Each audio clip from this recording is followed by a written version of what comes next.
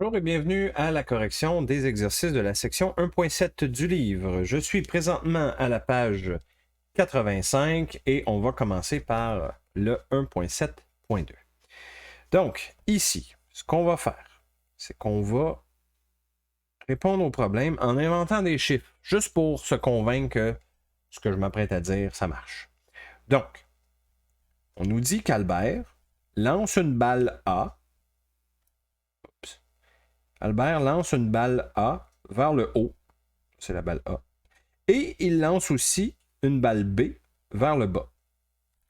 Les deux balles sont lancées avec la même vitesse initiale. C'est juste que la A est lancée vers le haut, puis la B est lancée vers le bas.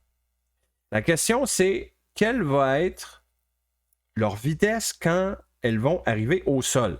Est-ce que la balle A va aller plus vite que la balle B, l'inverse, ou bien est-ce que leurs vitesses vont être égales? Bon. La réponse, c'est que leur vitesse va être égale. Si vous n'êtes pas sûr de comprendre pourquoi, bien que c'est un exercice qu'on a vu en classe, là, on va inventer des chiffres. OK? Comme ça, avec des chiffres, je pense que ça va être béton. Là, on ne pourra pas réfuter l'évidence. Donc, supposons que le sol est à 0. Supposons que la position initiale, donc c'est 10 mètres, position finale, c'est 0. Supposons que les vitesses de lancer, je vais l'écrire ici, là, la vitesse de lancer, qu'est-ce que j'ai écrit sur ma feuille? Vitesse de lancer 4 mètres par seconde. Donc là, il faut faire attention parce que la balle A est lancée vers le haut, donc sa vitesse est plus 4, tandis que la balle B, sa vitesse est vers le bas, donc ça va être moins 4. Donc vous voyez, même grandeur, mais dans des directions opposées. Ça veut dire que ça fait juste changer le signe. L'accélération pour les deux balles, c'est la même, c'est une chute libre, hein? Donc leur accélération à toutes les deux, c'est la même. Moins 8 mètres par seconde carré. Très bien. Je pense que c'est pas mal tout ce que j'avais de connu. Je cherche leur vitesse finale. Très bien. Pour trouver la vitesse finale, je vais avoir besoin d'une équation du MUA. Je vais utiliser la quatrième parce que j'ai pas le delta T, là, donc allons-y. Quatrième équation ne contient pas le delta T, puis j'en ai pas de besoin. Donc, voilà. Je vais l'appliquer tout d'abord pour la balle A. Voilà. Je cherche vitesse finale de la balle A.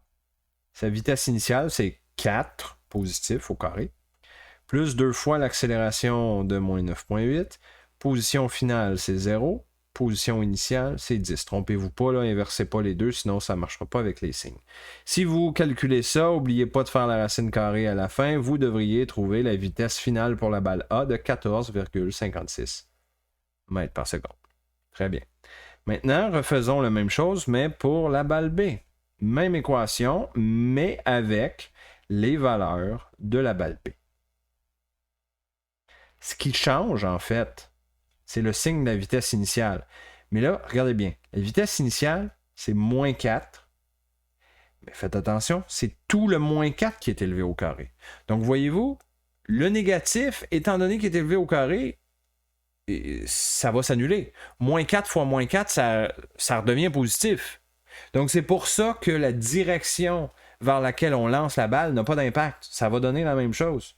T'sais, le reste, c'est pareil. L'accélération, c'est moins 9,8. Position finale, c'est 0. Position initiale, c'est 10. Tout le reste, ça change. Ça change pas.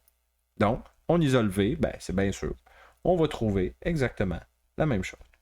Donc, vous le voyez, là, la démonstration est faite. Vous pouvez essayer avec tous les chiffres que vous voulez. Là, ça va toujours donner des vitesses égales. Okay? Donc, voilà. C'est tout.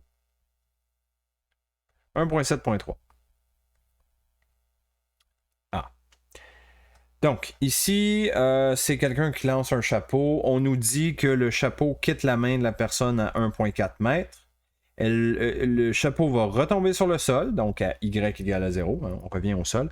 L'accélération du chapeau, ben, c'est une chute libre, donc moins 9,8 mètres par seconde carré. Dans le A, on cherche le temps. Oui, puis on connaît la vitesse initiale. Vitesse initiale, c'est 10, puis je cherche le temps T. Très bien. Ben, j'ai un inconnu là-dedans, donc j'ai besoin d'une équation. Ça sera l'équation numéro 2. Oui. Position finale égale à position initiale plus vitesse initiale fois le temps t plus une demi accélération t carré. Position finale, 0. Initiale, c'est 1.4. Vitesse initiale de 10 fois le temps t, plus 1/2 fois moins 9.8, oubliez jamais le négatif ici, fois t carré. Bon, là, c'est fatigant un peu parce que ça va être une équation d'une quadratique. Hein? Donc, quadratique, là, vous savez que vous pouvez résoudre ça là, de la façon suivante. C'est égal à moins b plus ou moins racine de b2 moins 4ac divisé par 2a. Voilà. Bon, là, je le ferai pas au long, ça. Puis, j'ai pas besoin que vous le fassiez au long non plus quand on est en examen, mettons. Là. J'ai pas besoin de voir le détail de ça. Là. On suppose que vous savez comment faire ça. Vous l'avez appris, puis vous l'avez fait en masse au secondaire. Donc, tout ce que je veux voir, par contre, c'est vos deux réponses possibles pour T. Donc, il y a des calculatrices, en fait, pas mal certain que toutes les calculatrices scientifiques le font. Là. C'est juste qu'il s'agit de savoir comment votre calculatrice fonctionne. Mais vous pouvez tout simplement juste rentrer la valeur de A, de B et de C dans votre calculatrice et elle va vous retourner les deux valeurs possibles de T. Donc, j'ai pas besoin de voir le détail de ce truc-là. Mais ce que je veux voir, par contre, c'est vos deux valeurs du temps T. Ça, j'y tiens. Donc, dans ce cas-ci, si on rentre ça dans votre calculatrice ou, peu importe, là, vous le faites au long, comme vous voulez, vous devriez trouver les deux réponses suivantes pour la valeur du temps T, c'est-à-dire moins 0,132 ou 2,172. Laquelle des deux fait le plus de sens? Ben, c'est la valeur positive, hein?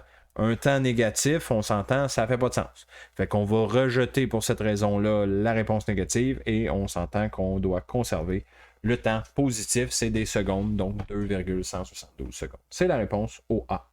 Voilà. B maintenant. En B, on demande la vitesse quand le chapeau tombe au sol. Donc, je cherche vitesse finale. Tout le reste des valeurs, là, position initiale, position finale, accélération, c'est tout pareil. Fait que je ne réécrirai pas ma table d'information. Là. C'est juste que je cherche un autre inconnu maintenant. C'est vitesse finale. Donc, très bien, je vais utiliser la première équation parce que ça va être assez rapide. Comme ça. Je cherche ma vitesse finale. La initiale, c'est 10. L'accélération, c'est moins 9.8. Et le temps t, ben, je l'ai trouvé juste avant. Fait que je vais l'utiliser. 2.172. Voilà. On calcule. On trouve vitesse finale quand le chapeau tombe au sol de moins 11,29 mètres par seconde.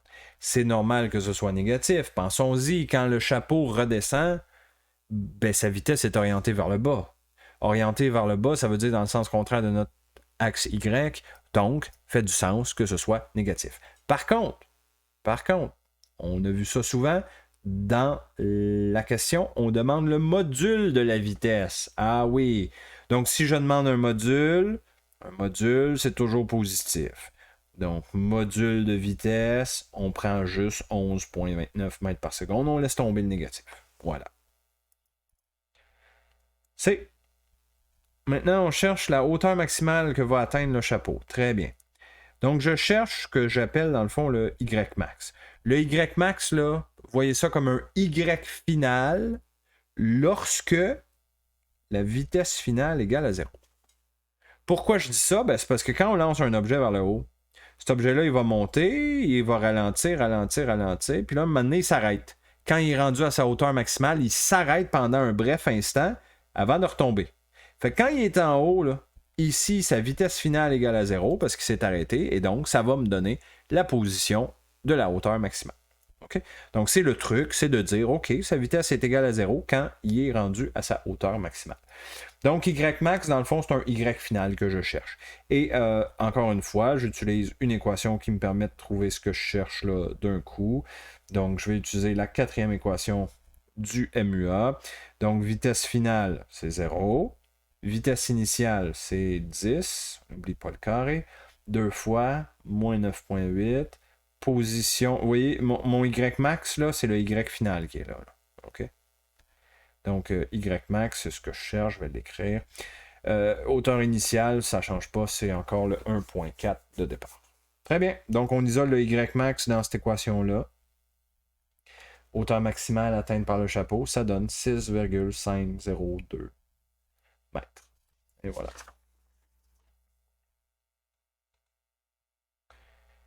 D. On cherche la vitesse du chapeau, le module, pardon, c'est important, le module de la vitesse du chapeau lorsqu'il se trouve à 3 mètres au-dessus du sol. Très bien. Donc, lorsque y égale à 3 mètres, que vaut... Oups, pardon. Lorsque y final vaut 3 mètres, que vaut vitesse finale? Bon, ben, encore une fois, tout le reste pareil. Donc, c'est juste ces deux trucs-là qui changent. Donc, je vais réutiliser la même équation que j'ai faite au C. V carré égale à V initial carré plus 2 fois l'accélération, Y moins Y0. Mais là, je ne suis pas à la hauteur maximale. Donc, ma vitesse finale, c'est pas 0. C'est ce que je cherche. Il faut que je la calcule. Donc, V carré égale vitesse initiale, c'est encore 10, ça n'a pas changé. Toujours en chute libre, donc accélération de moins 9,8. Position finale, c'est 3 mètres, c'est ça qui donne. Hauteur initiale, 1,4. Pitonnez ça dans votre calculatrice, on isole. Vitesse finale, 8,285 mètres par seconde. Voilà. On demande de répondre à la question B sans utiliser la réponse qu'on a trouvée en A. Je vais remonter en haut juste pour vous montrer ce qu'on a fait. Quand on était en A, on a commencé par trouver le temps pour que le chapeau retombe au sol. On a réutilisé ce temps-là dans mon équation en B pour trouver la vitesse quand le chapeau arrive au sol. Voyez-vous, je l'ai utilisé ici, là. Comme ça. Là. Bon. Mais là, la question, c'est de refaire le problème B sans utiliser le temps de 2.172. Donc là, on n'a pas le droit de l'utiliser. Juste, bon, comme ça, pour se pratiquer. Donc, ça va nécessiter qu'on regarde une autre équation du MUA. Parce que comme je vous expliquais, tous les chemins vont nous amener à la bonne réponse. C'est juste que des fois, bon, c'est plus rapide, c'est plus simple. Mais techniquement, on n'est pas obligé de toujours prendre les mêmes équations. On va retomber sur la bonne réponse. Donc, je cherche position finale égale à 0 et je cherche vitesse finale lorsque ma position finale est égale à 0. Donc, étant donné que je n'ai pas le droit d'utiliser la valeur de temps, allez voir la feuille de formule, les 4 équations du MUA. Il y a une seule équation qui ne contient pas de temps. C'est encore une fois la 4e équation. Celle-ci, vitesse finale égale à vitesse initiale, plus 2 fois l'accélération, fois Y moins Y0. Voilà. Donc, V carré, 10 carré, 2 fois moins 9,8. Position finale de 0, position initiale de 1,4. Voilà. Vous voyez, il n'y a pas de temps là-dedans. Puis si vous allez calculer votre vitesse, n'oubliez pas de faire racine carrée. Vous allez retomber sur la réponse du B, c'est-à-dire 11,29 mètres par seconde. Tout simplement. Numéro 6.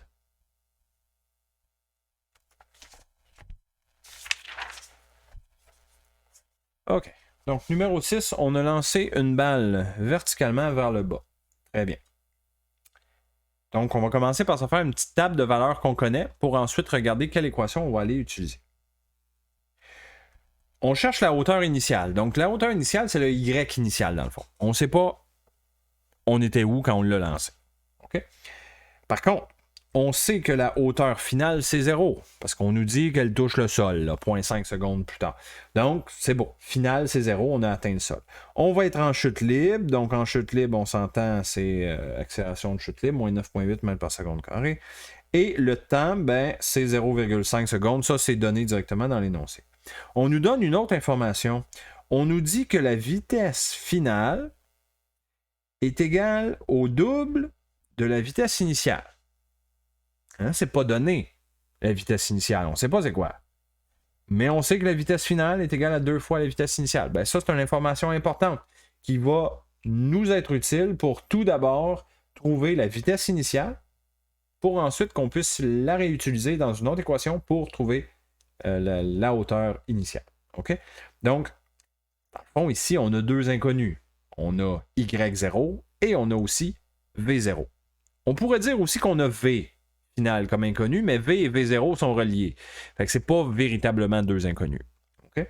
Donc, si j'ai deux inconnus, j'aurai besoin d'utiliser deux équations. Je vais commencer par la première équation du MUA, celle-ci. Vous allez voir pourquoi je fais ça. Ça va me permettre de trouver la valeur V0.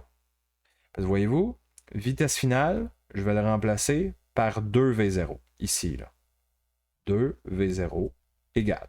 V0, je ne sais pas, mais c'est V0, on le laisse comme ça. Plus moins 9.8 fois le temps qui est 0.5. Donc là, vous voyez ici, j'ai un seul inconnu, c'est V0. Isolé V0, vous envoyez tout du côté gauche.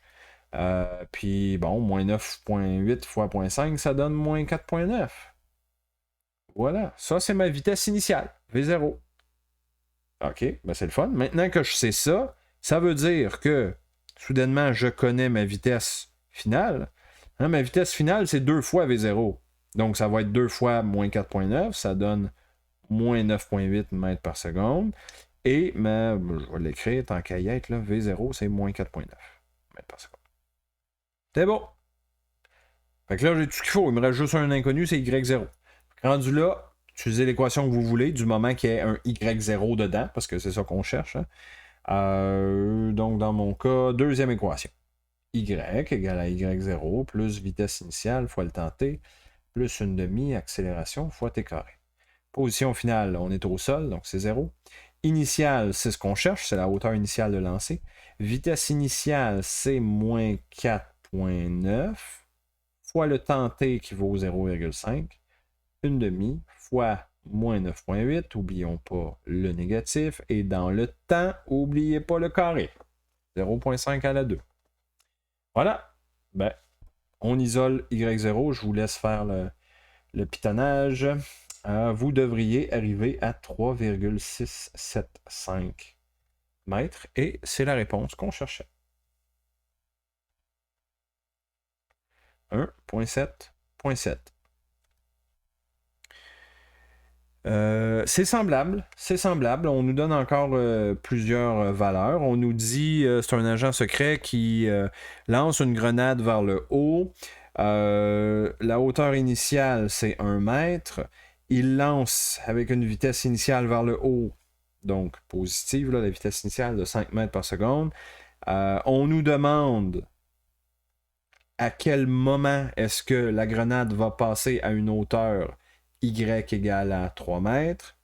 Quand on lance quelque chose vers le haut, hein, on s'entend, c'est une chute libre, donc l'accélération, c'est moins 9.8 mètres par seconde carré. Et c'est ça. La question, c'est à quel instant est-ce que la grenade va passer par la hauteur Y égale à 3. Voilà. Donc ça, c'est ma liste de données.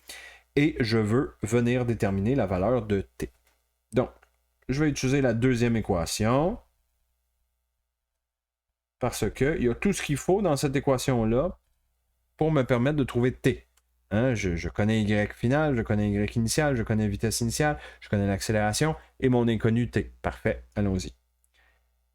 Position finale, 3 égale 1 plus vitesse initiale de 5 fois le temps T, c'est mon inconnu, plus une demi, moins 9.8, T à la 2.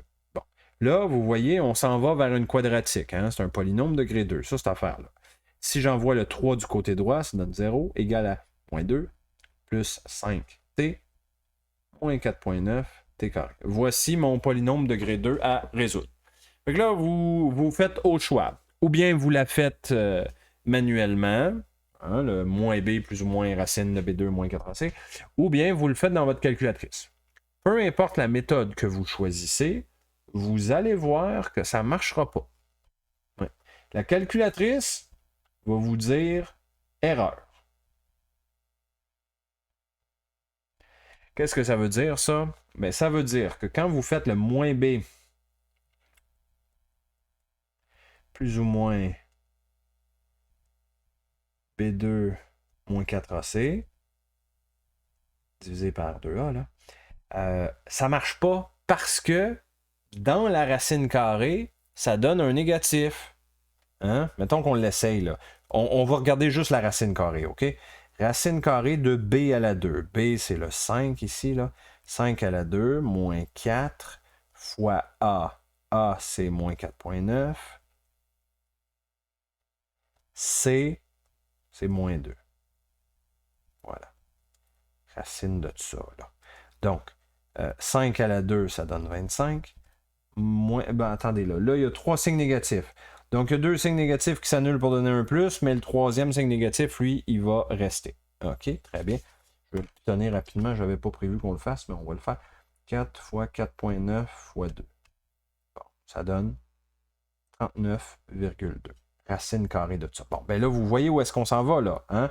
25 moins 39,2, ça donne moins 14,2. Racine de ça. Bon. Essayez de faire la racine carrée d'un négatif, ça ne marche pas. Votre calculatrice va vous dire erreur. Voilà. C'est parce que ça n'existe pas.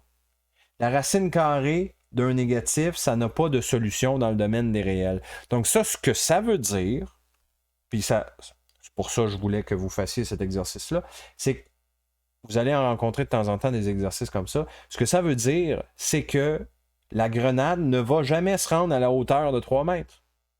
C'est-à-dire que la personne qui a lancé la grenade vers le haut ne l'a pas lancée assez fort. Fait que la grenade, elle va comme atteindre une hauteur maximale qui est en dessous de 3 mètres, là, puis elle va retomber aussitôt vers le sol. Fait qu'elle ne se rendra jamais à la hauteur y égale à 3. Fait que quand vous écrivez une équation puis vous dites, ben moi je veux qu'un y final soit égal à 3, ben si la grenade ne se rend pas, votre équation n'est pas capable de vous donner des valeurs de temps pour que la grenade se rende à y égale à 3, parce que ça n'existe pas. Elle ne va pas se rendre là. OK? Fait qu'il ne faut pas paniquer. Là. Si vous voyez quelque chose comme ça, OK, T égale à erreur, ma calculatrice ne marche pas. Non, non, c'est pas la calculatrice qui ne marche pas. Assurez-vous que vous n'avez pas fait d'erreur de signe ou de calcul ou peu importe. Et si tout est beau, puis quand même vous arrivez à ça, là, erreur, ben, ce que ça veut dire, c'est que l'objet qui a lancé ou la voiture qui se déplace, peu importe, là, ça veut dire que l'objet ne passera jamais à cette position-là, donc il n'y a pas de solution. Voilà, c'est tout. On peut pas en inventer quand il n'y en a pas.